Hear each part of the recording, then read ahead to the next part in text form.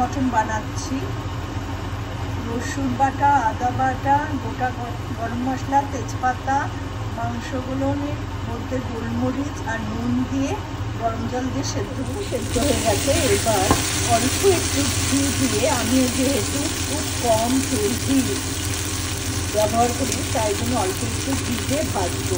ভাজা হয়ে গেছে, এর মধ্যে আমি এখন দুধটা দিয়ে রেখে দেবো কিছুক্ষণ, তারপরে মশলা করে আবার রান্না শুরু করব। পেঁয়াজ, কস্তুরি মেথি, পুদিনা পাতা, কাঁচা লঙ্কা বেটে নিয়েছি। এবার এর সঙ্গে দইটা মেশাবো। বাটা, আদা বাটা, জিরে বাটা, গরম মশলা বাটা, গোলমরিচ গুঁড়ো,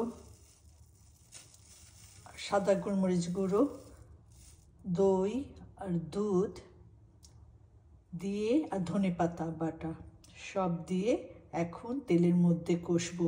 ও লেবুটা টিপে এর মধ্যে দেবো, দিয়ে তেলেটা অনেকক্ষণ কষবো। তেল বেরিয়ে আসলে তখন মাংসগুলো দিয়ে একটু গরম জলটা কষা হয়ে গেছে। এবার আমি মশলার মধ্যে দুধ দিয়ে ভেজানো মাংসটা ঢেলে দিচ্ছি। মশলা আর একটু গরম মশলা দুধের সঙ্গে মিশিয়ে এবার ঢেলে দেবো মাংসের মধ্যে। হয়ে গেল আমার আফগান।